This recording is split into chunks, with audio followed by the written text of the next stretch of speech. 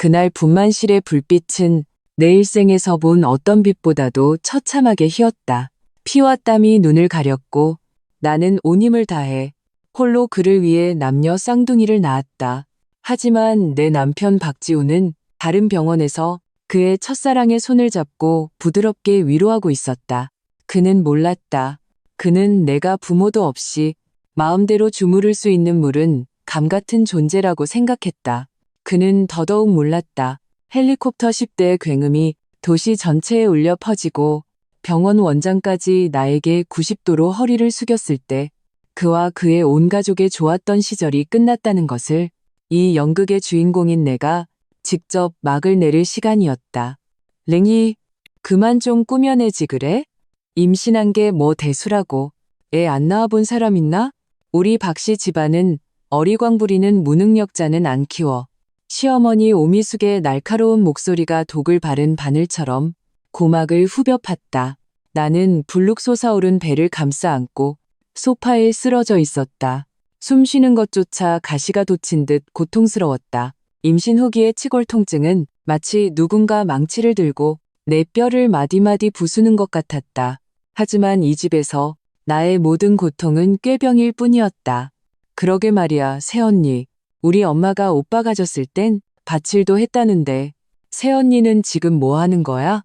맨날 끙끙 앓는 소리나 하고 모르는 사람이 들으면 금덩이라도 벤 줄 알겠네. 신우이 박지혜가 다리를 꼬고 앉아 핸드폰을 들여다보며 빈정거렸다. 그녀가 뱉어낸 과자 부스러기가 바닥에 가득했지만 이 모든 것을 치우는 것은 언제나 맏며느리인 나의 몫이었다. 나는 이를 악물고 아무 말도 하지 않았다. 하기 싫어서가 아니라 할 힘이 없어서였다. 박지훈과 결혼한 3년 동안 나는 매일같이 반복되는 언어폭력과 정신적 억압 속에서 모든 모서리가 닳아 없어졌다. 처음 박지훈이 보육원 앞에서 나를 만났을 때 그는 의지할 곳 없는 나에게 평생 잘해주겠다고 말했다. 나는 그 말을 믿었다. 비바람을 막아줄 안식처를 찾았다고 생각했다. 하지만 결혼 후 모든 비바람은 그와 그의 가족이 몰고 왔다. 지훈 씨, 나 배가 너무 아파요. 내일 산부인과 검진인데 같이 가줄 수 있어요? 나는 허리를 붙잡 막 들어온 박지훈에게 힘겹게 다가가 애원하듯 물었다. 그는 오늘 새하얀 셔츠를 입고 있었고 몸에서는 낯선 여성의 향수 냄새가 났다. 은은했지만 그 향은 내 심장을 찌르는 가시 같았다. 그는 눈살을 찌푸리며 내 팔을 잡은 내 손을 귀찮다는 듯 뿌리쳤다. 별일도 아닌 걸 가지고 혼자 가면 되잖아. 나 내일 중요한 회의 있어. 그의 말투는 너무나 당연해서 마치 내가 굉장히 무리한 요구를 한 사람처럼 느껴졌다. 엄마, 지혜야, 먼저들 쉬세요. 그는 나를 쳐다보지도 않고 침실로 들어가 버렸다. 이 사람이 내 남편이다. 밖에서는 온화하고 예의 바르지만 집에서는 오직 엄마 말이 맞아를 외치는 남자. 그날 밤 나는 고통에 거의 잠을 이루지 못했다. 다음 날 아침 나는 억지로 몸을 일으켜 혼자 병원에 갈 준비를 했다. 막 신발을 갈아 신었을 때 박지훈이 갑자기 침실에서 뛰쳐나왔다. 걸음이 몹시 바빠 보였다. 그는 내가 사준 가장 비싼 양복으로 갈아입었고 머리도 정성껏 손질한 상태였다. 내 마음속에 한 줄기 희망이 피어올랐다. 나는 잠긴 목소리로 물었다. 지훈 씨, 같이 가주는 거예요? 그는 넥타이를 매며 고개도 들지 않고 말했다. 아라 씨한테 전화 왔어. 오늘 산부인과 예약했는데 혼자 가기 무섭대. 내가 같이 가줘야 할 것 같아. 유아라, 박지훈의 잊지 못할 첫사랑. 그가 마음속 깊이 품었지만 시어머니 오미숙이 집안이 별 볼 일 없다고 반대해서 결혼하지 못한 여자. 그들은 최근 다시 연락하기 시작했다. 유아라도 임신했다고 한다. 듣기로는 20살이나 많은 재력가와 결혼했다고. 내 심장은 순간 얼음물에 담긴 듯 속부터거까지 차갑게 식어버렸다. 그럼 나는요? 내 목소리가 떨리는 것을 느꼈다. 나도 무서워요. 나도 당신 아내고 내 뱃속에는 당신 아이가 있어요. 오미숙이 부엌에서 죽 한 그릇을 들고 나오다 그 말을 듣고는 그릇을 식탁에 콱 내려놓았다. 주기 밖으로 튀었다. 소리는 왜 질러? 알아. 걔는 어릴 때부터 몸이 약하고 겁도 많잖아. 지훈이가 같이 가주는 게 뭐 어때서? 너처럼 덩치 큰 애가 병원 하나 혼자 못 찾아가서 길이라도 잃어버리겠어? 맞아. 알아 언니가 얼마나 귀한 몸인데 언니 같은 출신이 감히 비교할 수나 있어? 오빠가 같이 가주는 건 호의고 안 가주는 건 당연한 거야. 박지혜도 거들었다. 모든 말이 칼처럼 날아와 밝혔다. 나는 박지훈을 바라보았다. 그의 얼굴에서 아주 작은 죄책감이라도 찾아보길 원했다. 없었다. 그는 그저 약간 짜증이 난 듯 소매를 정리하며 말했다. 소란 피우지 마. 제발. 아라씨 남편은 출장 중이고 지금 감정이 무척 불안정하대. 의사가 태아한테 안 좋다고 했어. 당신은 좀 강해져야지. 나 끝나고 바로 전화할게. 그는 나를 쳐다보지도 않고 차 키를 집어들고 나가버렸다. 문이 쾅 하고 닫히는 소리와 함께 내 마음속 마지막 빗줄기도 완전히 꺼져버렸다. 나는 그 자리에 서 있었다. 손발이 얼음장처럼 차가워졌다. 뱃속의 아기도 나의 절망을 느꼈는지 나를 세게 찼다. 뜨거운 기운이 예고 없이 아래로 흘러내렸다. 고개를 숙여보니 옅은 색 실내복 바지에 눈에 거슬리는 붉은 자국이 빠르게 번지고 있었다. 피가 비쳤다. 아기가 나오려나 보다. 나는 벽을 짚었다. 몸이 가을바람에 나부끼는 낙엽처럼 떨렸다. 어머니 저 아기가 나올 것 같아요. No. 오미숙과 박지혜가 소리를 듣고 쳐다봤다. 얼굴에는 걱정이라곤 한 점도 없고 오히려 혐오감만 가득했다. 재수없게 꼭 이럴 때 일을 만드네? 오미숙이 투덜거리며 다가와 내 바지를 쳐다보고는 더욱 참을 수 없다는 듯 말했다. 빨리 알아서 택시 타고 병원 가. 집 더럽히지 말고. 맞아, 빨리 가.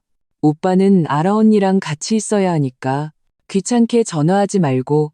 나는 그 모녀의 냉담한 얼굴을 보며 심장이 보이지 않는 손에 꽉 쥐어짜이는 듯했다. 숨이 막힐 정도로 아팠다.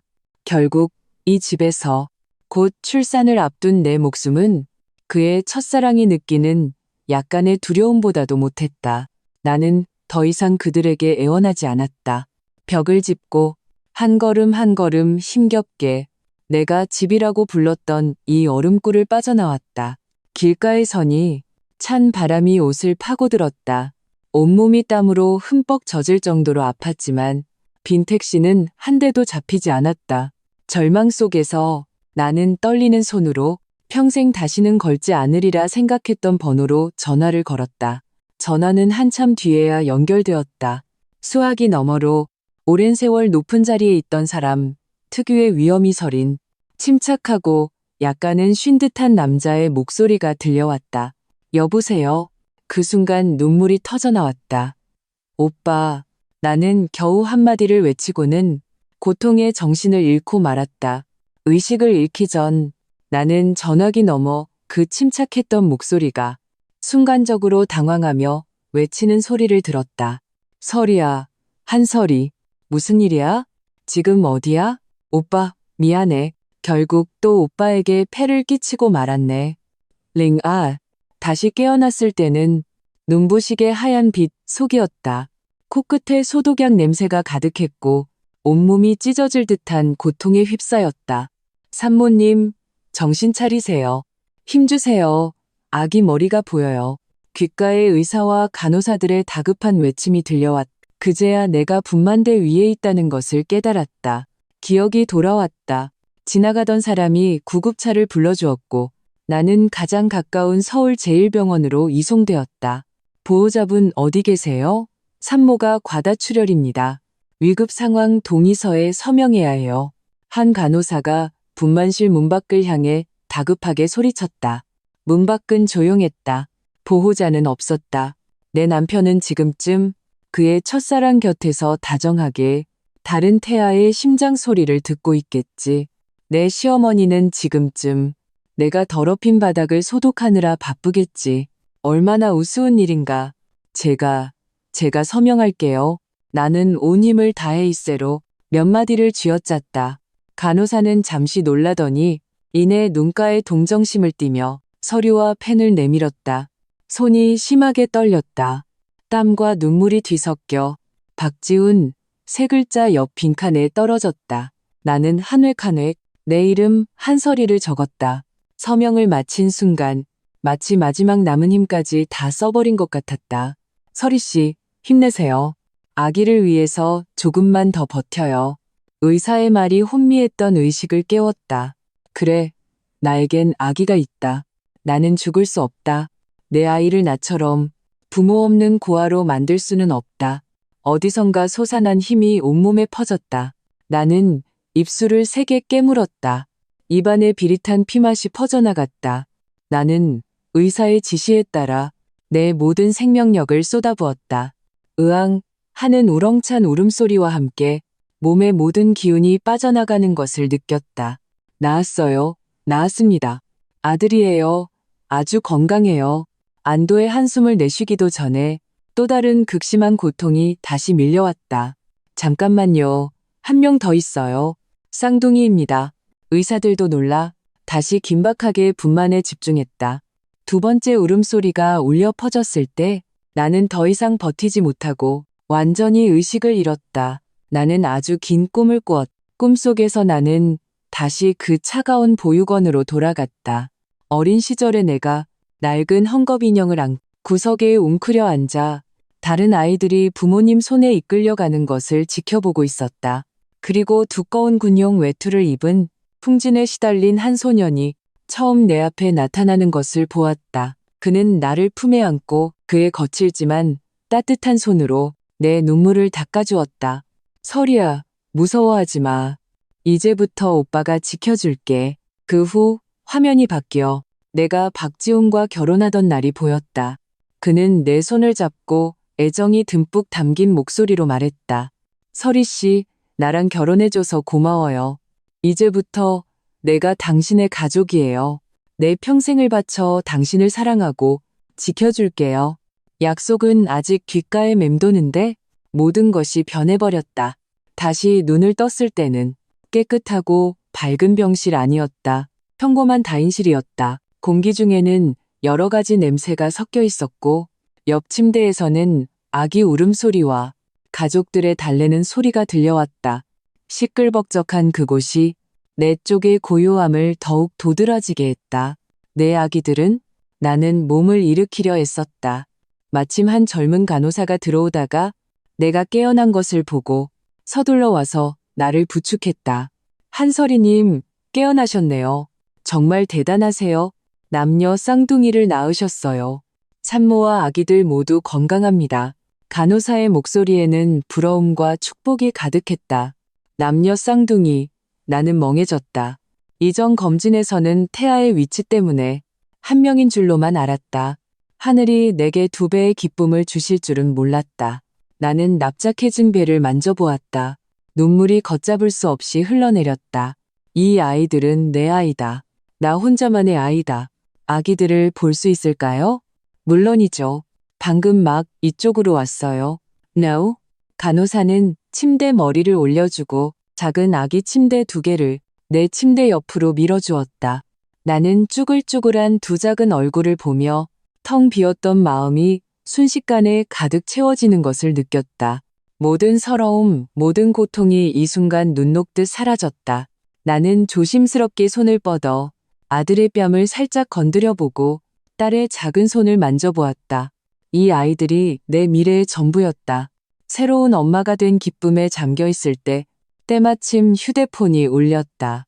박지훈이었다. 나는 그 익숙한 이름을 보며 잠시 망설이다가 통화 버튼을 눌렀다. 여보세요? 한설이, 어디 갔어? 왜 집에 없어? 나 아라씨 검사 끝나는 거 같이 있어줬어. 그냥 임신성 우울증이 좀 있는 거래. 별일 아니야. 너 지금 어디야? 빨리 와서 밥 차려. 엄마 배고프시단다. 그의 목소리에는 단 한 톨의 관심도 없었다. 오직 당연하다는 듯한 명령뿐이었다.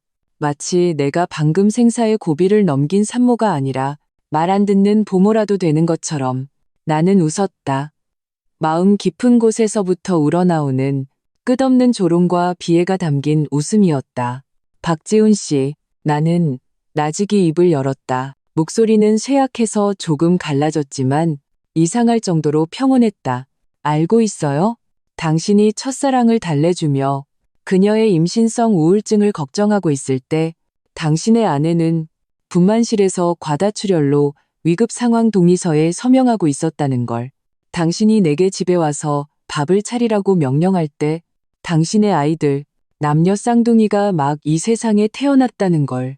전화기 너머로 씹여 초간 침묵이 흘렀다. 나는 그의 놀라고 충격받고 약간은 죄책감을 느끼는 표정을 상상할 수 있었다. 뭐라고? 낳았다고? 남녀 쌍둥이를? 그의 목소리는 한 옥타브 높아지며 믿을 수 없다는 듯이 외쳤다. 그래요, 낳았어요. 나는 담담하게 말했다. 하지만 이 아이들 성은 박 씨가 아니에요. 나를 따라 한 씨예요. 한설이, 너 미쳤어? 무슨 헛소리를 하는 거야? 어느 병원이야? 내가 당장 갈게. 그는 격분한 듯했다. 나는 대답하지 않고 그대로 전화를 끊고 전원을 꺼버렸다. 세상이 마침내 조용해졌다. 나는 곁에 있는 두 작은 보물을 보며 나지막이 속삭였다. 아가들아, 무서워하지 마. 이제부터는 엄마가 너희를 지켜줄게. 바로 그때 병실 밖에서 갑자기 소란이 일더니 멀리서부터 점점 가까워지는 귀를 찢을 듯한 굉음이 들려왔다. 웅, 웅, 웅. 그 소리는 마치 수많은 거대한 송풍기가 병원 상공을 맴도는 것 같았고 창문 유리가 덜덜 떨릴 정도였다. 병실 안의 모든 사람들이 놀라 창가로 몰려가 밖을 내다보았다. 세상에, 저게 뭐야? 헬리콥터잖아. 엄청 많아. 맙소사, 무슨 영화 촬영하는 건가? 나도 그 소란에 몸을 일으켜 창밖을 내다보았다. 병원의 하늘이 온통 검은색으로 칠해진 압도적인 위압감을 풍기는 헬리콥터 10대로 뒤덮여 있었다. 그것들은 선회하며 천천히 착륙했고 어떤 것은 병원 옥상 헬기장에, 어떤 것은 심지어 아래 광장과 잔디밭에 직접 내려앉았다. 병원 전체가 순식간에 이 강력한 기운에 휩싸여 정적에 잠겼다가 이내 더 큰 소란에 휩싸였다. 이건 심장이 미친 듯이 뛰었다. 믿을 수 없는 생각이 머리를 스쳤다. 내가 정신을 차리기도 전에 병실 문이 밖에서 쾅 소리를 내며 거칠게 열렸다. 검은 양복을 입고 선글라스를 낀 거구의 사내들이 물밀듯이 들어와 빠르게 병실 안양 쪽으로 도열하며 길을 만들었다. 그들의 몸에서 뿜어져 나오는 살벌한 기운에 병실의 온도가 몇 도는 내려간 것 같았다. 이어서 빳빳한 군복을 입고 어깨에 빛나는 장성 계급장을 단 한 남자가 여러 사람에게 둘러싸여 성큼성큼 걸어 들어왔다. 그는 키가 크고 얼굴은 냉정했으며 눈빛에서는 노하지 않아도 위험이 서리는 기운이 느껴졌다. 그의 시선이 내게 닿았을 때 온몸을 감싸던 냉기와 살기는 순식간에 녹아내려 끝없는 안타까움과 하늘을 찌를 듯한 분노로 변했다. 그는 몇 걸음에 내 침대 앞으로 다가와 내 손을 덥석 잡았다. 그의 손은 기억 속 그대로 넓고 따뜻했으며 얇은 굳은 살이 박여 있었다. 설이야. 남자가 입을 열었다. 그의 목소리는 억누를 수 없는 떨림과 두려움으로 가득 차 있었다. 오빠. 내 눈물이 다시 걷잡을 수 없이 쏟아져 나왔다. 링산, 내 오빠, 한태산. 그가 왔다. 내가 한 번도 상상해 본 적 없는 천둥과 번개 같은 방식으로 내 삶에 나타났다. 그는 조심스럽게 내 손을 감싸쥐고 창백한 내 얼굴과 마른 입술을 보며 눈시울이 금세 붉어졌다. 누가 그랬어? 그는 고개를 돌렸다. 목소리는 크지 않았지만 얼음 조각을 머금은 듯 날카롭게 그를 따르는 수행원들에게 향했다. 나 한태산의 동생이 병원에서 혼자 아이를 낳고 위독해서 동의서에 서명하는데 너희는 대체 뭘 하고 있었던 거야? 그의 뒤에 서 있던 비서가 겁에 질려 몸을 떨며 즉시 고개를 숙였다. 장군님, 죄송합니다. 저희의 불찰입니다. 계속 박 씨 일가의 동향을 감시하고 있었으나 그들이 감히 이렇게까지 할 줄은. 변명은 듣고 싶지 않아. 한태산이 그의 말을 끊었다. 목소리에는 거의 터져 나올 듯한 분노가 담겨 있었다. 조사해. 박지훈부터 그 어미, 그 여동생, 그리고 유아라라는 여자까지 그들이 지난 몇 년간 내 동생에게 어떻게 했는지 하나하나 전부 다 샅샅이 조사해. 어떤 집안이길래 우리 한씨 집안 사람을 감히 이렇게 건드렸는지 내 눈으로 똑똑히 봐야겠다. 예, 장군님. 비서가 명을 받고 즉시 휴대폰을 꺼내 지시를 내리기 시작했다. 병실 안의 모든 사람들은 이 광경에 겁을 먹고 숨도 제대로 쉬지 못했다. 방금 전까지 시끄럽던 병실은 바늘 하나 떨어지는 소리도 들릴 만큼 조용해졌다. 다른 환자들과 가족들은 충격과 두려움, 그리고 호기심이 뒤섞인 눈으로 우리를 훔쳐보았다. 그리고 이전까지 나에게 무심했던 의사와 수간호사는 지금 한쪽 구석에 서서 얼굴이 하얗게 질린 채 어쩔 줄 몰라 했다. 병원의 원장, 머리가 벗겨진 중년 남자는 땀을 뻘뻘 흘리며 사람들 사이를 비집고 들어와 오빠 앞으로 달려와서는 고개를 조아리며 거의 무릎을 꿇을 기세였다. 장군님, 어떻게 오셨습니까? 아이고, 저희 병원이 귀한 분을 못 알아뵙고 장군님의 동생분을 소홀히 대했습니다. 죽을 죄를 지었습니다. 죽을 죄를. 그는 그렇게 말하며 정말로 자신의 뺨을 가볍게 2번 쳤. 오빠는 차갑게 그를 훑어보았다. 지금 당장 내 동생을 이 병원에서 가장 좋은 병실로 옮겨. 병원 전체에서 최고의 전문가 팀을 꾸려서 동생과 아이들의 상태를 가장 정밀하게 검사해. 만약 내 동생과 조카들에게 조금이라도 문제가 생긴다면 이 병원은 더 이상 존재할 필요가 없을 거다. 그의 말은 마치 최종 판결과도 같았다. 원장은 다리가 풀려 주저앉을 뻔하며 연신 예, 바로 조치하겠습니다. 바로 라고 대답했다. 곧 나는 병원 최상층에 있는 5성급 호텔 스위트룸보다 더 호화로운 VIP 병실로 옮겨졌다. 이곳에는 독립된 거실, 주방, 보호자실이 있었고 심지어 작은 하늘 정원까지 있었다. 국내 최고의 산부인과 소아과 영양학 전문가들이 줄을 서서 나와 아기들을 진찰했다. 부드럽고 유능한 산후도우미와 간병인들이 24시간 3교대로 나와 아이들을 돌보았다. 나는 부드러운 침대에 기대어 최고급 셰프가 특별히 끓인 보양 전복죽을 마시며 창밖에 여전히 병원을 가득 메운 헬리콥터들과 아래층에 삼엄하게 경계를 서고 있는 검은 옷의 경호원들을 바라보았다. 마치 다른 세상에 온 것 같았다.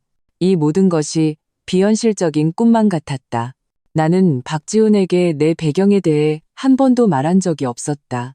일부러 숨긴 것이 아니라 과거 오빠가 나를 보호하기 위해 보육원에 보내면서 나의 모든 과거를 지웠기 때문이었다. 그것은 다시 떠올리고 싶지 않은 과거였다. 집안의 암투, 부모님의 비극적인 죽음, 겨우 18살이었던 오빠는 한씨 가문의 유일한 핏줄인 나를 지키기 위해 어쩔 수 없이 그런 방법을 택해야만 했다.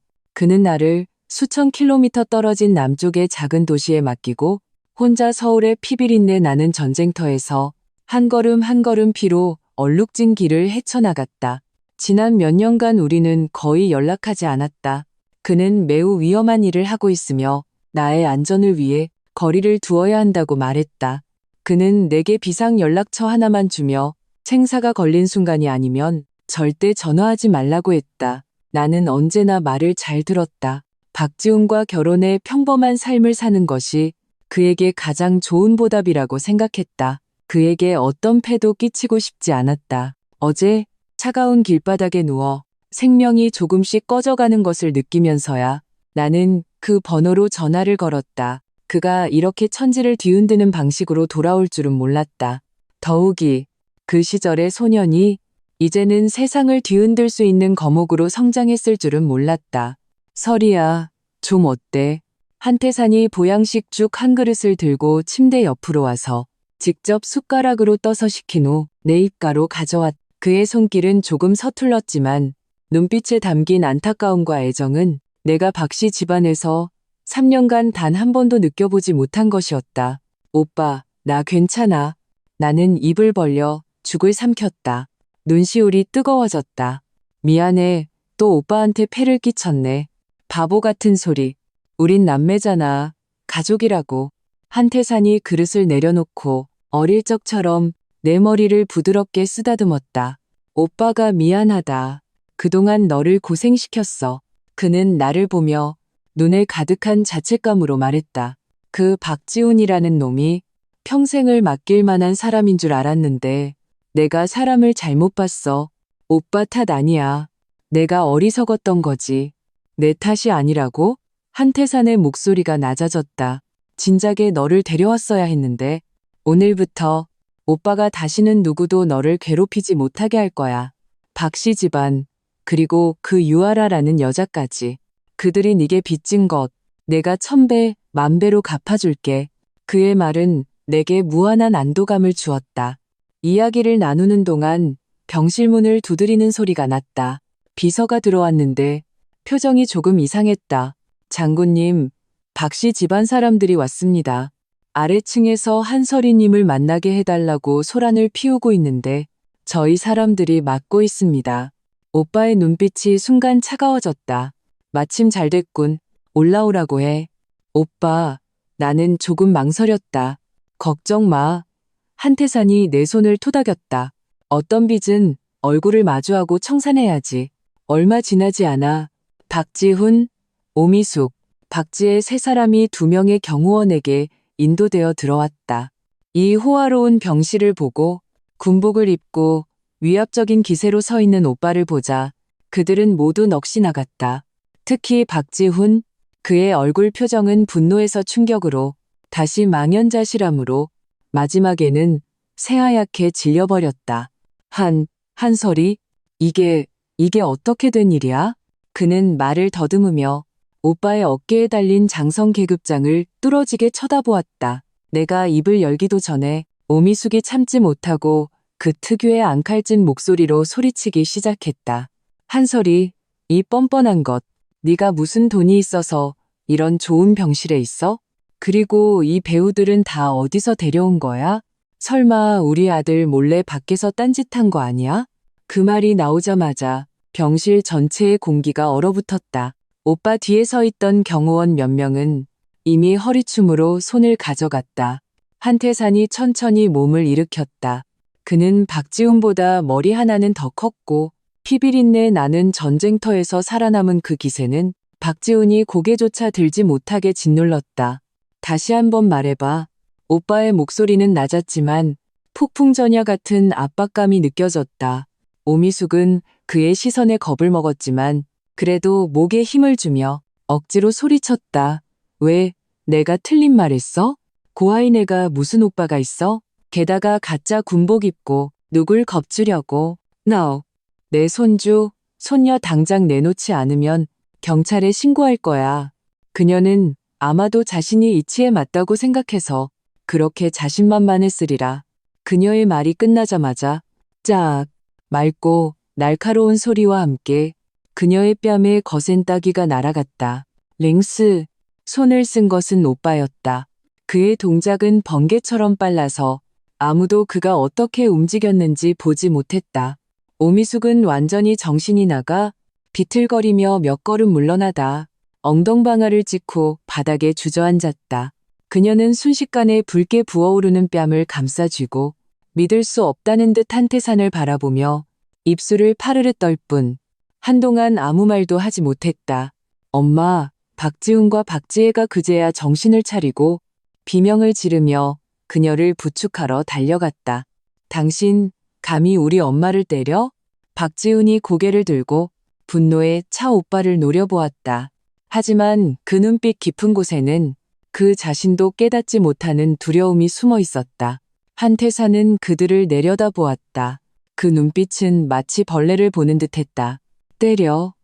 아직 죽이지 않은 것만으로도 운이 좋은 줄 알아라. 그는 천천히 오미숙 앞으로 다가가 몸을 숙여 사람을 얼어붙게 할 만큼 차가운 어조로 한 글자 한 글자 힘주어 말했다. 내 동생 한설이 서울 한씨 가문의 장녀이자 나 한태산의 유일한 혈육이다. 내년 입에서 나온 고아라는 아이는 우리 한씨 집안에서 손에 쥐면 부서질까, 입에 넣으면 녹을까 애지중지하는 보물이다. 네가 사는 집, 타는 차, 내 아들 회사의 창업 자금, 전부 내 동생의 신탁 기금으로 산 거다. 나는 그저 내 동생이 평범한 삶을 살면서 그녀의 배경을 보지 않고 진심으로 아껴줄 사람이 있는지 보고 싶었을 뿐이다. 이제 보니 내가 틀렸다. 우리 한씨 집안의 기준으로 너희처럼 인간 축에도 못 끼는 것들을 시험해서는 안 되는 거였어. No. 한태산의 말 한마디 한마디가 마치 거대한 폭탄처럼 박씨 집안 세 사람의 머릿속에서 터져나갔다. 오미숙은 완전히 얼어붙어 뺨을 감싼 채 멍하니 나를 바라보았다. 입은 달걀이라도 들어갈 만큼 벌어져 있었다. 박지혜 역시 경악한 얼굴로 손에 들고 있던 명품 가방을 툭 하고 바닥에 떨어뜨렸다. 그리고 박지훈, 그의 얼굴은 이미 종이장처럼 하얗게 질려 있었다. 그는 나를 뚫어지게 쳐다보았다. 눈에는 충격, 후회, 두려움, 그리고 한 가닥의 탐욕이 뒤섞여 있었다. 서리 씨, 당신, 오빠 말이 사실이에요? 그의 목소리가 떨렸다. 나는 차갑게 그를 바라보며 아무 말도 하지 않았다. 이 지경에 이르러 무슨 할 말이 더 있겠는가. 나의 침묵은 명백한 긍정이었다. 박지훈의 몸이 휘청거렸다. 마치 모든 힘이 빠져나간 것 같았다. 그는 마침내 자신이 무엇을 놓쳤는지 깨달았다. 그가 아내로 맞이한 사람은 의지할 곳 없는 고아가 아니라 자신이 감히 우러러볼 자격조차 없는 재벌가의 영예였다. 그리고 그는 이 하늘이 내린 부귀영화를 제 손으로 걷어차 버렸다. 아니, 그럴 리 없어. 오미숙은 여전히 중얼거렸다. 현실을 받아들일 수 없는 듯했다. 그렇게 부자라면 어떻게 3년 동안 너희한테 구박받고 살았겠어? 그래, 나도 스스로에게 묻고 있었다. 한태산이 몸을 일으켜 더 이상 그들을 쳐다보지 않고 뒤에 선 비서에게 말했다. 저것들 끌어내. 그리고 박씨 기업과 협력 관계에 있는 모든 회사에 통보해. 즉시 협력을 중단하고 그들 명의의 모든 자산을 동결시켜. 그 집, 그 차 포함해서 전부 회수해. 아, 그리고 박지훈의 회사 30분 내로 파산 청산 소식을 듣고 싶다. 예, 장군님, 비서의 말은 마지막 사형 선고처럼 박씨 집안 세 사람의 마지막 희망을 산산조각 냈다. 안 돼, 안 돼요. No. 오미숙이 가장 먼저 정신을 차리고 미친 듯이 달려와 오빠의 다리를 붙잡으려 했지만 경호원에게 가차없이 제지당했다. 사위, 아니, 장군님, 저희가 잘못했습니다. 저희가 사람을 못 알아봤습니다. 제발 목숨만은 살려주세요. 방금 전까지 기세등등하던 시어머니는 지금 눈물 콧물을 쏟으며 비참하게 울고 있었다. 맞아요, 맞아. 아주버님, 제가 잘못했어요. 제가 입이 방정이었어요. 제가 사람이 아니었어요. 새언니, 아니, 형수님, 제발 아주버님께 좋은 말 좀 해주세요. 우리 다 가족이잖아요. 박지혜도 울부짖었다. 가족? 나는 실소를 터뜨릴 뻔했다. 내가 너희 집에서 하녀 취급당할 때 왜 가족이라고 하지 않았나? 내가 고통에 죽어가는데 너희가 냉담하게 방관할 때 왜 가족이라고 하지 않았나? 그리고 박지훈, 그는 털썩 소리를 내며 내 침대 앞에 무릎을 꿇었다. 서리 씨, 내가 잘못했어요. 정말 잘못했어요. 내가 미쳤었나 봐요. 내가 사람이 아니었어요. 그는 그렇게 말하며 자신의 뺨을 세차게 때렸다. 짝짝 소리가 울려 퍼졌다. 내가 눈이 멀었었어요. 유아라랑은 정말 아무 사이 아니에요. 그냥 불쌍해서 내 마음속에 사랑하는 사람은 항상 당신뿐이었어요. 서리 씨, 제발 한 번만 더 기회를 줘요. 네? 아이들을 봐서라도요. 아이들에게 아빠가 없으면 안 되잖아요.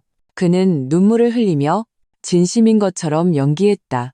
만약 오늘 이전이었다면 나는 조금이라도 마음이 흔들렸을지 모른다. 하지만 지금 나의 마음은 분만대에 홀로 누워있을 때 완전히 죽어버렸다. 나는 그를 보며 평온하게 입을 열었다. 박지훈 씨, 당신이 유아라 씨 산부인과에 같이 갔던 날, 그녀 상태는 어땠어요? 그는 잠시 멈칫했다. 내가 이런 것을 물을 줄은 몰랐던 것 같았다. 서둘러 대답했다. 그냥 감정이 좀 안 좋고 피가 살짝 비쳤다고 해서 의사가 안정을 취하라고 했어요. 별일 아니었어요. 그래요? 내가 그의 말을 끊었다. 그럼 그날 내 상태는 어땠는지 알아요? 그는 입을 열었지만 말을 잇지 못했다. 내가 대신 말해주었다. 나는 과다출혈로 위급 상황 동의서를 받았어요. 의사가 산모와 아이 중 누구를 살릴지 물었을 때 당신은 그녀의 손을 잡고 무서워하지 말라고 위로하고 있었죠. 내 목소리는 낮았지만 글자 하나하나가 그의 심장을 찔렀다. 박지훈의 얼굴에서 순간 핏기가 사라졌다. 아니, 나는 몰랐어요. 설희 씨, 정말 그렇게 심각할 줄은 몰랐어요. 그는 두서없이 변명했다.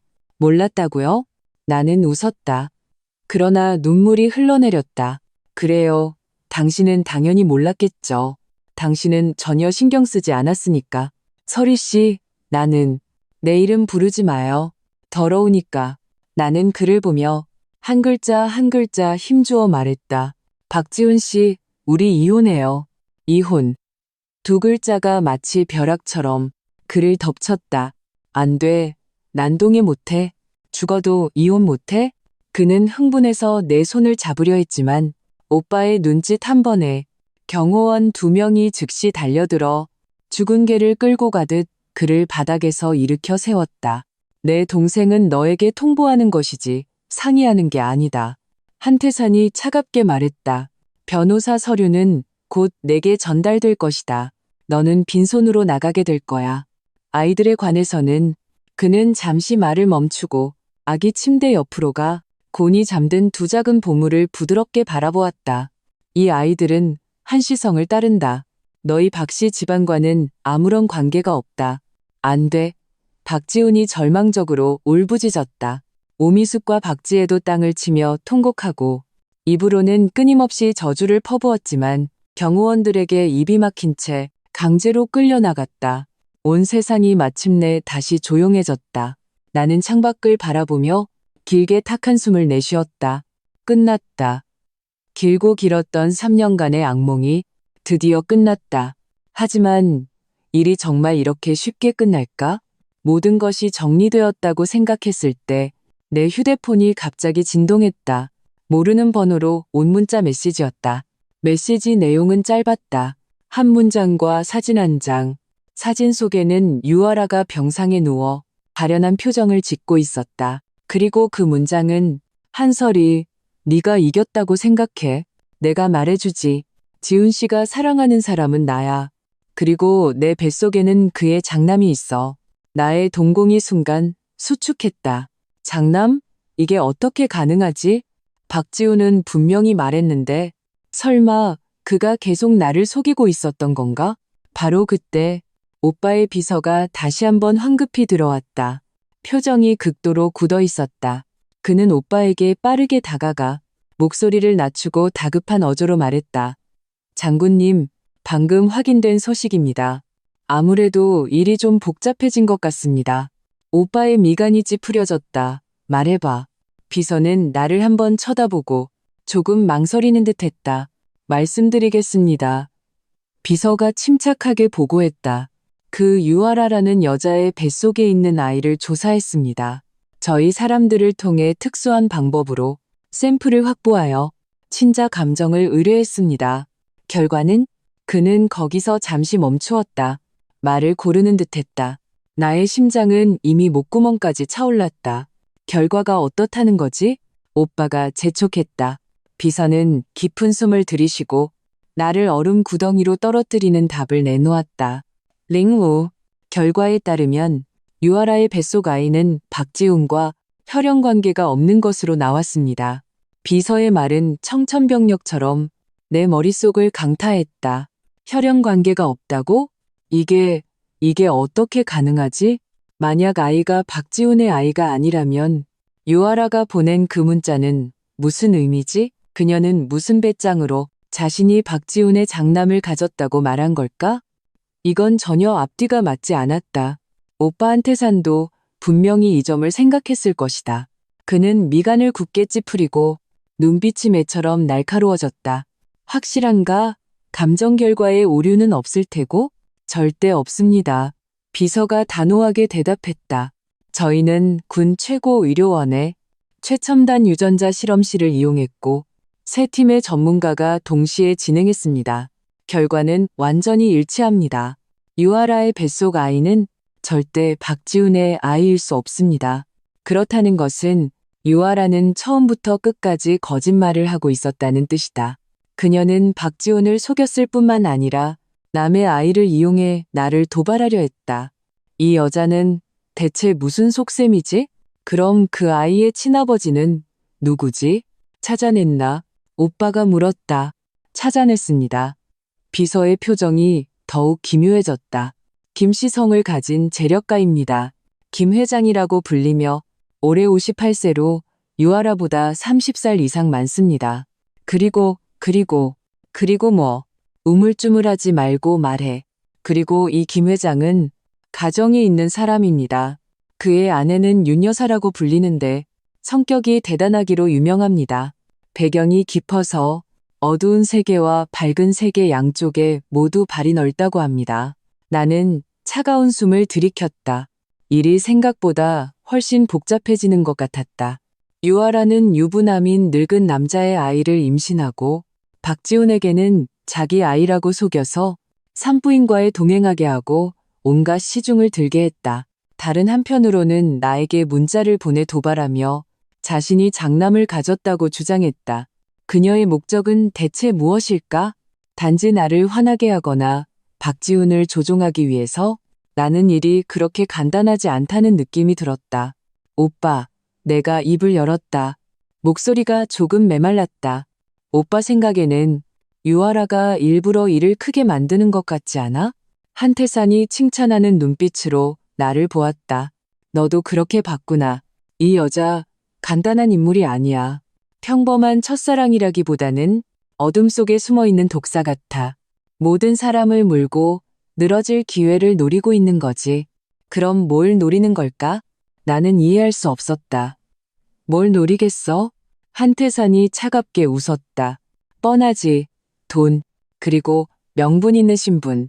그녀는 김 회장의 아내가 만만치 않다는 걸 알고 자신이 본처 자리를 꿰찰 수 없다는 것도 알겠지. 그래서 대신 뒤를 봐줄 사람이 필요한 거야. 자신과 아이가 좋은 생활을 할 수 있게 해줄 호구가.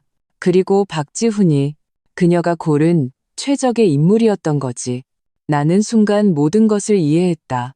박지훈이 큰 능력은 없지만 집안도 어느 정도 재산이 있고 직업도 번듯하다.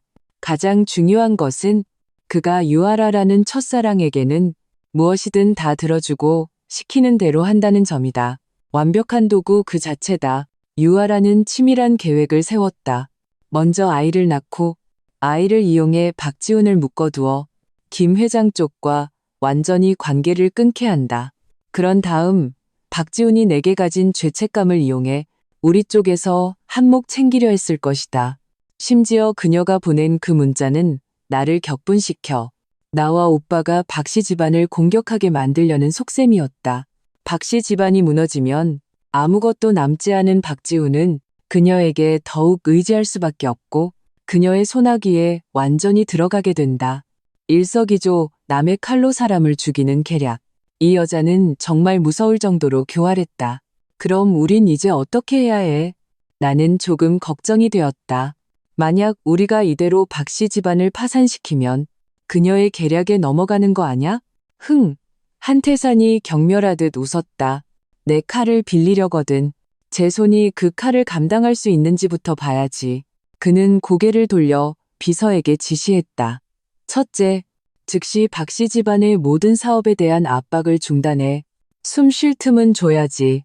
둘째, 이 친자 감정 보고서를 익명으로 박지훈에게 한 부, 그리고 김 회장의 아내 윤 여사에게 한 부 보내. 셋째, 24시간 유아라를 감시할 사람을 붙여. 이 예쁜 뱀이 또 무슨 재주를 부리는지 한번 봐야겠다. 비서의 눈이 빛났다. 즉시 명령을 받았다. 예, 장군님. 바로 처리하겠습니다. 비서가 신속하게 움직이는 뒷모습을 보며 내 마음속에 큰 돌덩이가 절반은 내려앉았다. 오빠가 있으니 하늘이 무너져도 그가 막아줄 것이다. 그리고 나는 그저 안심하고 몸조리를 잘하며 나의 두 보물을 돌보면 된다. 남은 것은 한편이 좋은 구경거리를 기다리는 것뿐이다. 그 후 이틀 동안은 평온했다.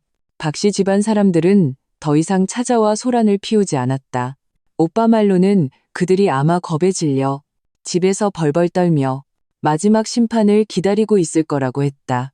나는 이 최고급 VIP 병실에서 여왕 같은 대접을 받으며 몸도 눈에 띄게 회복되고 있었다. 두 꼬마도 아주 순해서 울지도 않고 먹고 자고 먹고 잤다. 마치 두 마리의 귀여운 아기 돼지 같았다. 아들은 오빠를 닮아 벌써부터 눈매에 영특한 기운이 서려 있었다. 딸은 나를 닮아 피부가 하얗고 눈이 크고 반짝였다. 나는 아이들에게 태명을 지어주었다. 오빠는 강건, 동생은 평안. 나는 이 아이들이 평생 동안 평안하고 건강하기를 바랐다. 사흘째 되는 날, 드디어 재미있는 구경거리가 시작되었다. 아침 일찍 비서가 흥분해서 달려왔다. 장군님, 한설이님, 좋은 소식입니다. 말해봐. 오빠는 평안이의 기저귀를 갈아주고 있었다. 그 모습이 큰 곰처럼 서툴렀지만 눈에는 다정함이 가득했다. 박지훈이 친자 감정 보고서를 받았습니다. 듣기로는 그 자리에서 집안을 다 때려 부수고 미친 사람처럼 뛰쳐나갔다고 합니다. 아마 유아라를 찾아가 따지러 간 것 같습니다. 내 마음에는 아무런 동요도 없었다. 예상했던 일이었다. 어떤 남자든 자신이 그렇게 큰 배신을 당하고 남의 아이 아빠가 될 뻔했다는 사실을 알면 미치지 않을 수 없을 것이다. 윤 여사 쪽은? 오빠는 다른 쪽 동향에 더 관심이 있었다. 그쪽은 더 난리가 났습니다. 비서의 표정이 매우 흥미진진해졌다. 윤 여사는 보고서를 받자마자 아무 말 없이 검은 양복을 입은 장정 30여 명을 불러 검은색 승합차 10대에 나눠 타고 유아라가 입원한 사립병원으로 쳐들어갔다고 합니다. 저희 사람들이 전해온 소식에 따르면 그 광경이 정말 대단했다고 합니다. 윤 여사가 병실에 쳐들어가자마자 유아라의 머리채를 휘어잡고 무차별적으로 뺨을 때려서 유아라가 울며 불며 살려달라고 빌었다고 합니다. 김 회장이 소식을 듣고 달려와 막으려 했지만 윤 여사에게 급소를 걷어차여 그 자리에서 쓰러져 일어나지 못했다고 합니다. 비서는 마치 이야기를 들려주듯 손짓 발짓을 섞어가며 신나게 설명했다. 나는 입을 다물지 못했다. 이윤 여사라는 분은 과연 이름처럼 대단히 맹렬한 사람이었다. 그 후에는 나는 참지 못하고 물었다. 그 후에 윤 여사가 사람들을 시켜 유아라를 침대에서 끌어내려 병원 사람들 앞에서 옷을 벗겨버렸다고 합니다. 상간녀가 어떻게 생겼는지 다들 보라고 했다더군요. 병원의 보안 요원들과 저희 사람들이 제때 개입하지 않았더라면 유아라는 오늘 아마 병원 문 앞에서 맞아 죽었을 겁니다. 나는 소름이 돋았다. 유아라가 밉기는 하지만 윤 여사의 방식도 정말 지독했다. 지금 유아라는 어때? 약간의 타박상을 입었지만 주로 충격을 받아 태기가 불안정해져서 아직 안정을 취하고 있다고 합니다. 김 회장은 아내의 사람들에게 끌려갔는데 아마 좋은 꼴은 못 볼 겁니다. 윤 여사는 병원에서 한바탕 소란을 피우고 사람들을 데리고 떠났습니다. 떠나기 전에 유아라에게 아이를 지우지 않으면 이 도시에서 발도 못 붙이게 할 거라고 엄포를 놓았답니다. 한편의 생생한 재벌가의 불륜 막장 드라마였다. 정말 흥미진진했다. 바로 그때 내 휴대폰이 다시 울렸다. 발신인을 보고 나는 잠시 멈칫했다. 박지훈이었다. 그가 아직도 내게 전화할 낯짝이 있다니. 나는 바로 끊어버렸다. 하지만 그는 끈질기게 몇 번이고 다시 걸어왔다. 오빠가 내 휴대폰을 가져가 스피커폰으로 통화를 연결했다. 전화기 너머로 즉시 박지훈의 울음 섞인 광적인 목소리가 들려왔다. 설희 씨, 내가 미안해요. 내가 눈이 멀었었어요. 그 천박한 여자한테 속았어요. 그 여자 뱃속의 아이는 내 아이가 아니었어요. 그 여자가 날 계속 이용한 거였어요. 서리 씨, 날 믿어줘요. 내가 정말 잘못했다는 걸 알았어요. 날 용서해줘요. 네, 우리 재결합해요. 우리야말로 진짜 가족이잖아요.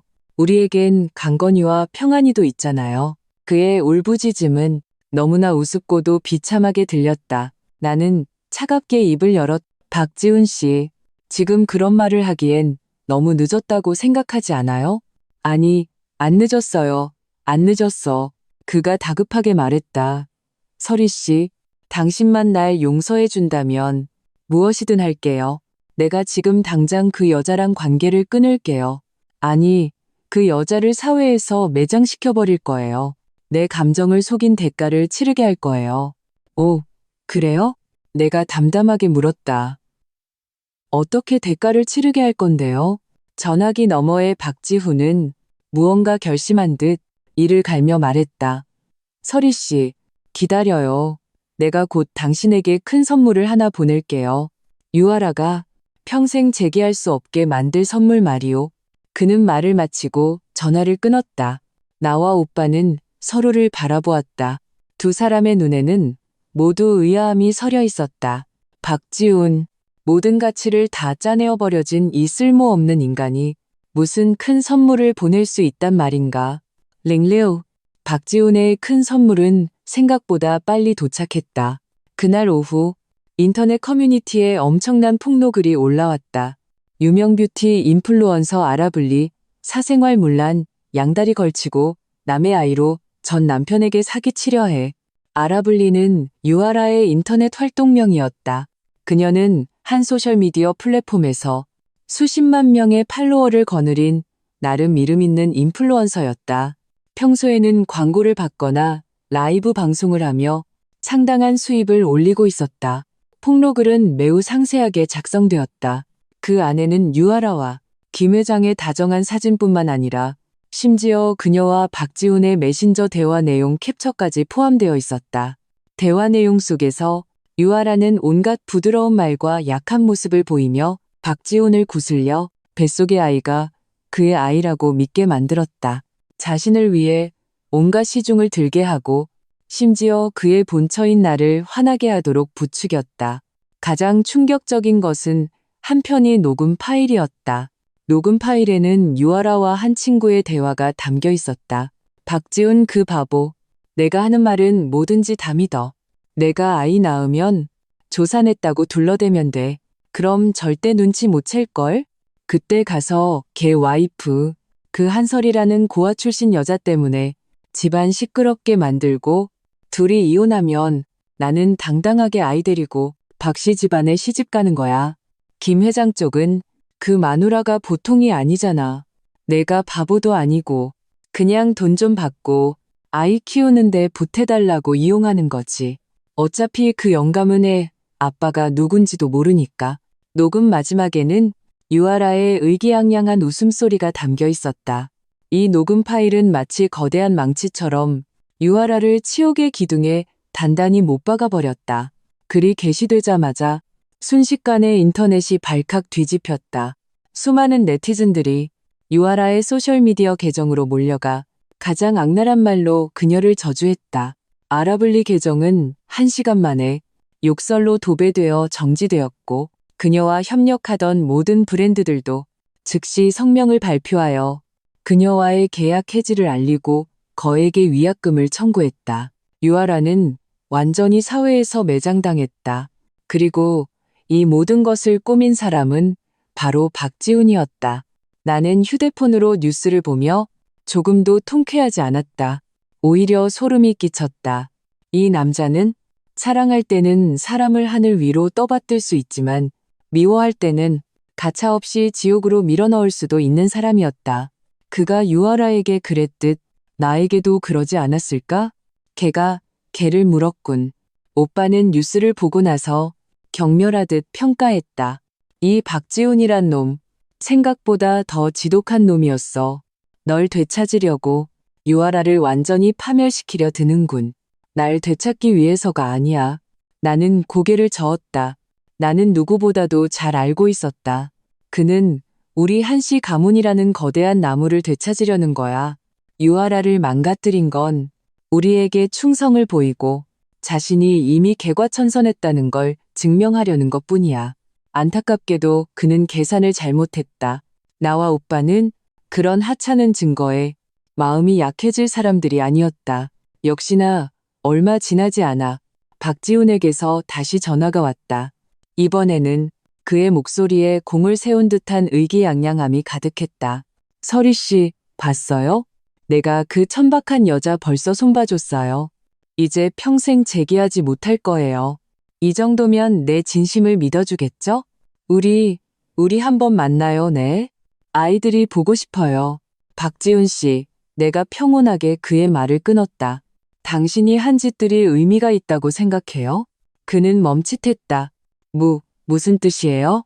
내 말은 당신이 유아라에게 무슨 짓을 하든 당신이 나를 배신하고 내가 생사의 기로에 있을 때 나를 버렸다는 사실은 변하지 않는다는 뜻이에요. 우리 사이는 이미 끝났어요. 아이들에 관해서는 당신은 더더욱 볼 자격이 없어요. 나는 그에게 더 이상 말할 기회를 주지 않고 바로 전화를 끊고 그의 모든 연락처를 차단했다. 이번에는 정말로 결심했다.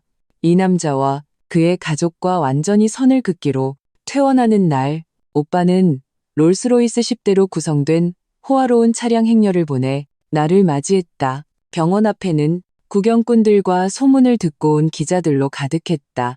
나는 평안이를 안고 산후 도우미가 강건이를 안고 수십 명의 검은 옷을 입은 경호원들의 호의를 받으며 중앙에 있는 리무진 팬텀에 올라탔다.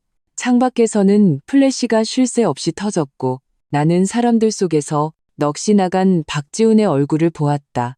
그는 달려오려 했지만 경호원들에게 단단히 막혀 있었다. 그저 차량 행렬이 멀어지는 것을 속수무책으로 지켜볼 수밖에 없었다. 그 순간 나는 비로소 무엇이 하늘과 땅 차이인지 실감했다. 우리의 새 집은 오빠 명의로 된 한남동의 한강이 보이는 펜트하우스였다. 360도 통유리 창을 통해 서울의 한강 전경을 한눈에 담을 수 있었다. 이 집안의 집사, 가정부, 육아 도우미들은 모두 오빠가 엄선한 전문가들이었고 믿음직스러웠다. 나는 이전에는 겪어보지 못했던 입만 열면 음식이 나오고 손만 뻗으면 옷이 나오는 생활을 시작했다. 박씨 집안은 잠시 숨 돌릴 틈을 가진 후 진정한 파멸을 맞이했다. 오빠는 사업적인 압박을 멈췄지만 박씨 집안이 이전에 원한을 샀던 사람들이 이 기회를 놓치지 않고 달려들었다. 빚 독촉, 임금 체불 항의, 계약 해지 통보가 박씨 집안의 문턱을 닳게 만들었다. 얼마 지나지 않아 박지훈의 회사는 파산을 선언했고 그들이 수십 년간 살았던 큰 집도 법원에 의해 압류 경매에 넘어갔다. 오미숙과 박지혜의 명품 가방과 보석들도 모두 빚을 갚는 데 사용되었다. 한순간의 안락한 생활에서 빈털터리가 되어 길거리로 나앉게 되었다. 유아라의 최후는 더욱 비참했다. 그녀는 윤 여사의 사람들에게 심하게 맞아 아이를 유산했다.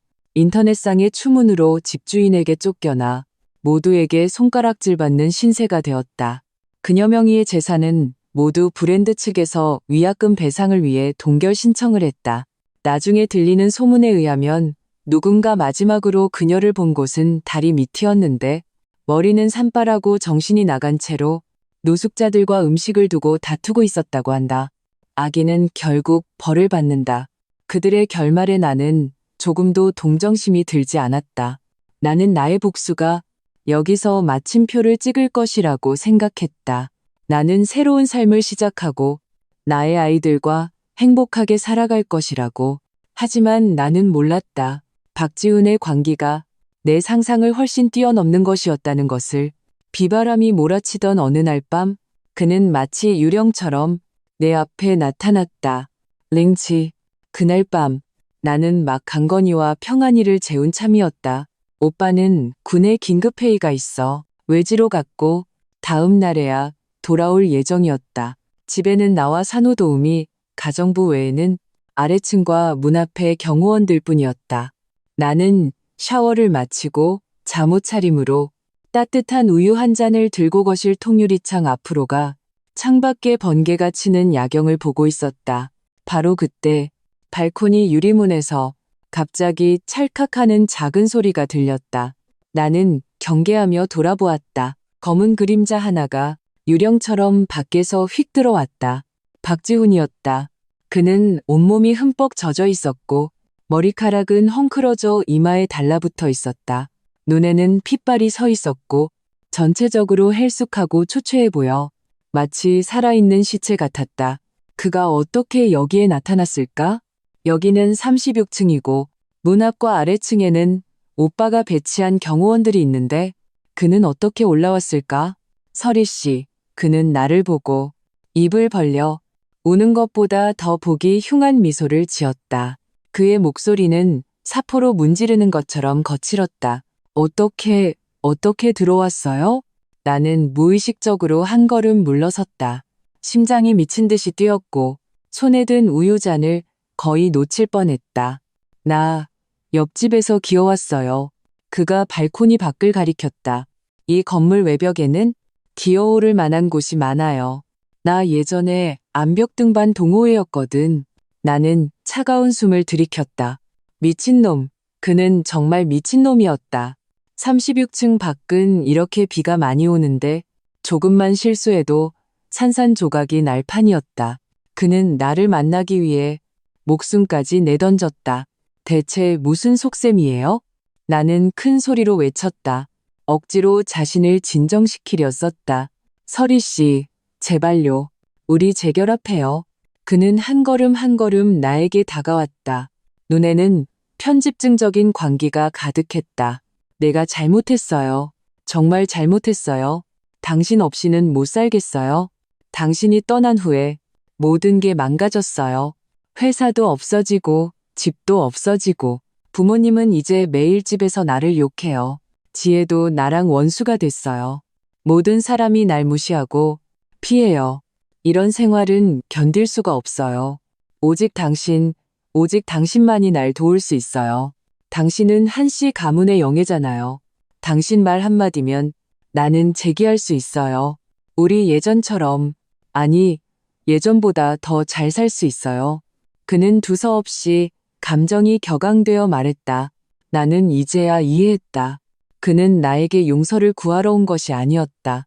그는 나에게 부귀영화로 가는 지름길을 열어달라고 구하러 온 것이었다. 그는 나를 사랑하는 것이 아니었다. 그는 나의 집안 배경을 사랑했고 자신이 30년 덜 고생해도 되는 상류층의 삶을 사랑한 것이었다. 얼마나 비참하고 또 얼마나 우스운가. 박지훈 씨, 정신 차려요. 나는 차갑게 그를 바라보았다. 우리 사이는 이미 오래전에 끝났어요. 당신이 지금 겪고 있는 모든 것은 당신이 자초한 일이에요. 누구를 원망할 게 아니라고요. 아니야. 그가 흥분해서 울부짖었다. 다 당신 때문이야. 당신이 진작에 당신 신분을 말해줬더라면 내가 어떻게 그런 실수를 했겠어? 당신이 날 속인 거야. 당신이 날 망친 거라고. 그는 오히려 나에게 책임을 떠넘기기 시작했다. 나는 그의 뻔뻔함과 논리에 기가 막혀 웃었다. 내가 당신을 속였다고요? 박지훈 씨, 당신 양심에 손을 얹고 물어봐요.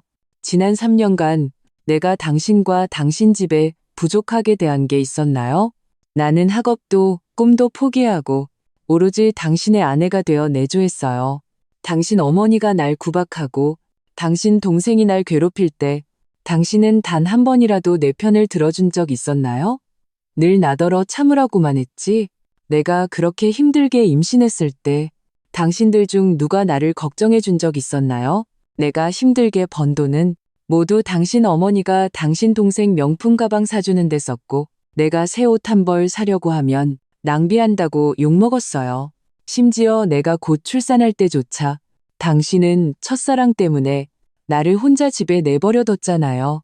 박지훈 씨, 당신이 무슨 자격으로 여기서 날 비난하는 거죠? 내가 3년간 억눌렀던 서러움과 분노가 이 순간 완전히 폭발했다. 나의 질책은 마치 날카로운 칼처럼 박지훈의 심장을 찔렀다. 그는 내 말에 아무 대답도 하지 못하고 얼굴이 파랗게 질렸다 하얗게 변했다. 그는 한참을 더듬거리다가 아무런 반박도 하지 못했다. 갑자기 그는 무언가 생각난 듯 눈이 번쩍 뜨였다. 그래, 아이가 있어. 그는 나를 지나쳐 미친 사람처럼 아기 방으로 달려갔다. 나의 심장이 순간 목구멍까지 차올랐다. 박지훈 씨, 멈춰요. 아이에게 무슨 짓을 하려는 거예요? 나는 그를 쫓아가 팔을 세게 붙잡았다. 그는 놀라울 정도로 힘이 셌고 나를 한 번에 뿌리쳤다. 나의 허리가 벽에 세게 부딪혀 눈앞이 캄캄해졌다. 그는 아기 방으로 뛰어들어가 아기 침대에서 곤히 잠든 강건이를 낚아챘다. 가까이 오지 마. 그는 아이를 안고 창가로 물러서며 흉측한 얼굴로 나에게 소리쳤다. 한설이 오늘 나랑 재결합하는데 동의하지 않으면 내 아들을 안고 여기서 뛰어내릴 거야. 우리 세 식구 죽어도 같이 죽는 거야. 나의 머릿속이 순간 하얗게 비었다. 나는 그의 품에서 놀라 으앙하고 울기 시작하는 강건이를 보고 광기로 뒤틀린 그의 얼굴을 보며 온몸에 피가 얼어붙는 것 같았다. 호랑이도 제 새끼는 잡아먹지 않는다는데 그는 자기 친아들의 목숨으로 나를 위협하려 했다. 그는 이미 사람이 아니었다. 악마였다. 박지훈 씨, 진정해요. 아이를 내려놔요. 나는 떨리는 목소리로 그를 진정시키려 했었다. 아이를 다치게 하지 마요. 아직 너무 어리잖아요. 진정하라고. 내가 어떻게 진정해? 그가 광적으로 소리쳤다. 난 이미 모든 걸 잃었어. 아무것도 없어. 이제 나한테 남은 건 당신과 아이들뿐이야. 이 마지막 희망마저 주지 않는다면 내가 살아서 뭐해. 알았어요. 당신 뜻대로 할게요. 뭐든지 다 할게요. 나는 울면서 그에게 타협했다. 우선 아이부터 줘요. 우리 차분히 얘기해요. 네? 맹세해. 그는 붉어진 눈으로 나를 뚫어지게 쳐다보았다. 나랑 재결합하고 내 오빠한테 도와달라고 말하고 우리 박씨 집안을 예전으로 돌려놓겠다고 맹세해. 맹세해요. 맹세할게요. 나는 주저없이 손을 들었. 눈물이 시야를 가렸다. 지금은 내 아들의 안전보다 중요한 것은 없었다. 그는 희망을 본 듯 광적인 표정이 조금 누그러졌다. 좋아. 너 먼저 이리 와. 나는 한 걸음 한 걸음 조심스럽게 그에게 다가갔다. 내 손이 강건이에게 닿으려는 순간 쾅 하는 거대한 소리와 함께 아기 방문이 밖에서 한 번의 발길질로 부서져 열렸다. 그리고 검은 그림자가 천둥과 번개 같은 기세로 번개처럼 달려들어왔다. 링바, 뛰어들어온 사람은 내 오빠 한태산이었다. 외지로 회의하러 간 것 아니었나? 어떻게 갑자기 돌아왔을까? 깊이 생각할 틈도 없이 나는 오빠의 몸이 표범처럼 빠른 것을 보았다. 한 걸음에 박지훈 앞으로 달려들었다. 박지훈이 반응하기도 전에 손목에 마비가 오고 거대한 힘이 느껴졌다. 그가 품에 안고 있던 강건이는 이미 오빠의 손에 안전하게 안겨 있었다. 이어서 오빠는 깔끔하고 날렵한 업어치기로 박지훈을 바닥에 세차게 매다 꽂았다. 쿵! 둔탁한 소리가 듣기만 해도 아팠다. 박지훈은 고통스러운 신음을 내뱉으며 바닥에 웅크렸다. 마치 삶은 새우 같았다. 설이야, 아이는 괜찮아? 오빠는 강건이를 안고 빠르게 내 곁으로 와서 두려움과 다급함이 가득한 목소리로 물었다. 나는 서둘러 아이를 받아 품에 꼭 껴안고 위아래로 살펴보며 다치지 않았는지 확인한 후에야 조마조마했던 마음이 겨우 진정되었다. 강건이는 크게 놀라서 내 품에서 숨이 넘어갈 듯 울었고 작은 얼굴이 새빨개졌다. 나는 마음이 아파 그의 이마에 입을 맞추며 부드럽게 달래주었다. 그때 경호원 몇 명도 뛰어들어와 바닥에 있는 박지훈을 꼼짝 못하게 제압했다. 장군님, 어떻게 처리할까요? 오빠의 눈빛은 얼음 조각이라도 떨어질 것처럼 차가웠다. 그는 박지훈 앞으로 다가가 그의 손등을 발로 밟고 천천히 힘주어 지시겼다. 아, 박지훈이 돼지 멱다는 소리를 냈다. 뼈가 으스러지는 소리가 선명하게 들렸다. 박지훈, 넌 정말 계속해서 내가 인간에 대해 아는 최악의 수준을 갱신하는구나. No. 오빠의 목소리는 평온했지만 그 평온함 아래에는 천지를 뒤엎을 만한 거대한 분노가 숨어 있었다. 감히 내 조카를, 나 한태산의 동생을 건드려? 네가 정말 죽고 싶어서 환장했구나. 그는 발을 들어 다시 박지훈의 다른 쪽 손을 세게 밟았다. 아, 박지훈의 비명이 방 전체에 울려 퍼졌다. 나는 아이를 안고 고개를 돌려 차마 더 볼 수 없었다. 마음이 약해서가 아니라 이 남자의 추악함과 광기가 역겨웠기 때문이다. 오빠, 내가 입을 열었다. 목소리가 조금 떨렸다. 그 사람 가야 할 곳으로 보내줘. 다시는 보고 싶지 않아. 내가 그를 한 번 더 보면 내 손으로 직접 죽여버릴 것 같았다. 오빠는 내 뜻을 알아차렸다. 그는 발을 거두고 경호원에게 차갑게 명령했다. 저놈 묶어. 경찰에 신고해. 주거 침입, 흉기 상해, 그리고 영아 납치 및 살인 미수 혐의로. 그리고 내 변호사팀 연락처를 경찰에 넘겨. 저놈 감옥에서 평생 썩게 만들 거라고 전해. 예, 장군님. 경호원들은 죽은 개를 끌고 가듯 비명을 지르는 박지훈을 끌고 나갔다. 방은 마침내 다시 조용해졌다. 오빠가 내 곁으로 와 자신의 외투를 벗어 내 어깨에 덮어주고 부드럽게 나를 품에 안았다. 미안하다, 설이야.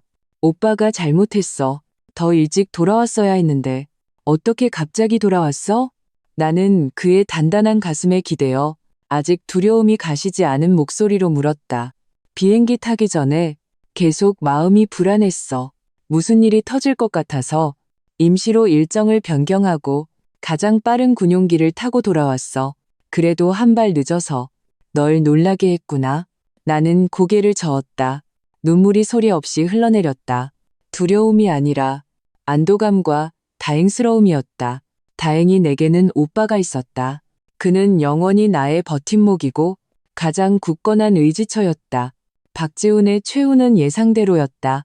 여러 죄목이 더해지고 증거는 명백했으며 오빠 쪽에서 고용한 최고의 변호사팀 덕분에 그는 20년형을 선고받았다. 20년 후 그가 나왔을 때 그는 이미 50살이 넘은 폐인이 되어 있을 것이다. 그의 인생은 완전히 끝났다. 오미숙과 박지혜는 박지훈이 형을 선고받았다는 소식을 듣고 내가 사는 아파트 앞에서 몇 번 소란을 피웠다. 그들은 바닥에 드러누워 뒹굴며 나를 독사 같은 악녀라고 저주하고 자기 집안을 망하게 했다고 욕했다. 나는 얼굴조차 비추지 않았다. 오빠가 직접 사람을 보내 그들을 교회의 한 정신병원으로 모셔다 드렸다. 정말로 어떻게 하려는 것은 아니었고 그저 그곳에서 며칠간 머리를 식히고 삶을 체험하게 하려는 것이었다. 정신병원에서 나온 후 그 모녀는 완전히 조용해졌다고 한다. 다시는 나를 찾아올 엄두도 내지 못했다. 나중에 듣기로는 오미숙은 생계를 위해 남의 집 가정부로 들어갔다가 손버릇이 나빠 주인에게 다리가 부러졌다고 한다. 박지혜는 자신보다 30살이나 많은 대머리 늙은 남자에게 시집가 고된 삶을 살며 매일 가정폭력에 시달린다고 한다. 이것이 아마도 인과응보일 것이다. 그들의 세계는 내 삶에서 완전히 사라졌다. 그리고 나의 삶은 완전히 새로운 장을 열었다. 랭지어. 시간은 쏜살같이 흘러 어느새 강건이와 평안이가 첫 돌을 맞았다. 오빠는 아이들을 위해 성대한 돌잔치를 열어주었다. 2, 3, 4, 5, 6. 장소는 서울에 있는 한씨 가문의 100년 된 고택이었다. 서울의 모든 명사와 권력가들이 거의 다 참석했다. 모두가 전설 속 한씨 가문의 되찾은 장녀와 그녀의 귀여운 남녀 쌍둥이를 보고 싶어 했다. 그날 나는 고급 맞춤 흰색 드레스를 입고 오빠의 팔짱을 끼고 정성껏 차려입은 두 아기를 안고 모든 사람 앞에 섰다. 나는 더 이상 박씨 집안에서 참고 살던 소심하고 자신감 없던 한설이가 아니었다. 나는 한씨 가문의 보배이자 한태산 장군의 동생이었다. 나는 자신감 넘치고 눈부시게 빛났다. 연회에서 나는 예전에 경제 잡지에서나 볼 수 있었던 거물들을 많이 만났다. 그들은 모두 나에게 정중했고 말 한마디 한마디에 아첨과 호의가 담겨 있었다. 많은 젊은 인재들도 내게 다가와 말을 걸려했고 눈빛에는 흠모와 감탄이 가득했다. 나는 그저 미소를 지으며 예의 바르게 응대할 뿐이었다. 나의 마음은 그 실패한 결혼을 겪은 후 이미 고요한 우물처럼 변해 있었다. 지금의 나는 모든 사랑을 나의 두 아이에게 주고 싶을 뿐이었다. 돌잡이 행사에서 강건이는 작은 모형 권총을 잡았고 평안이는 붓을 잡았다. 4. 오빠는 강건이의 선택을 보고 입이 귀에 걸릴 듯이 웃으며 자신의 어린 시절을 닮았다고 칭찬했다. 나는 두 꼬마의 천진난만한 웃는 얼굴을 보며 내가 세상에서 가장 행복한 사람이라고 느꼈다. 연애가 중반쯤 진행되었을 때 오빠가 나를 조용한 구석으로 데려갔다. 설이야, 널 보고 싶어 하는 분이 계셔. 나는 의아해. 중후한 정장을 입고 머리는 희끗희끗하지만 정신은 정정한 한 노인이 지팡이를 짚고 몇 사람의 부축을 받으며 우리 쪽으로 걸어왔다.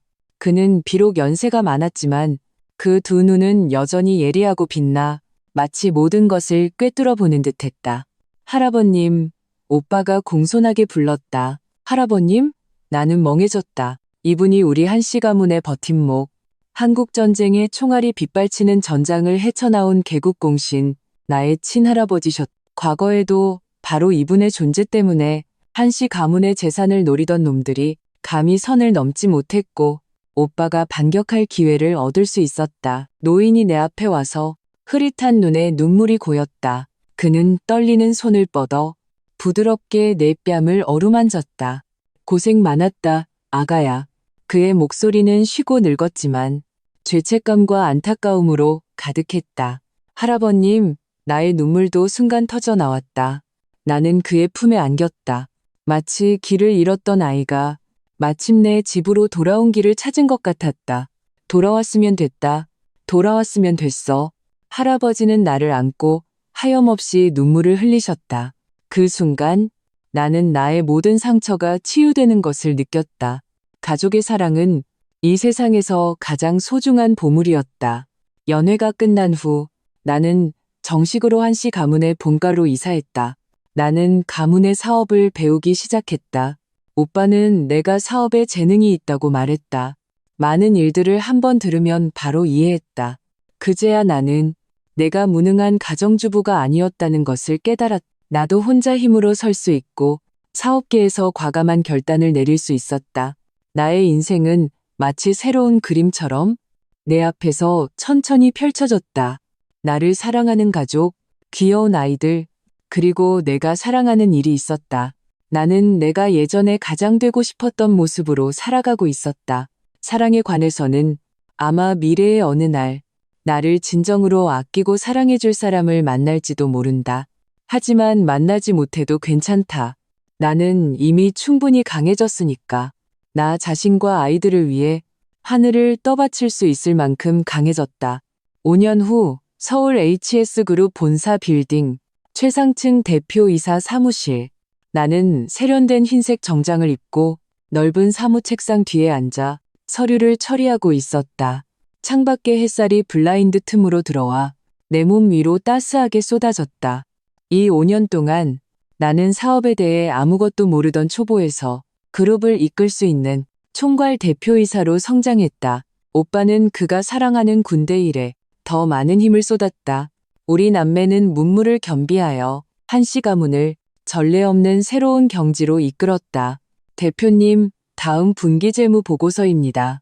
검토 부탁드립니다. 나의 비서, 젊고 유능한 여직원이 내 책상 위에 서류를 조용히 놓았다.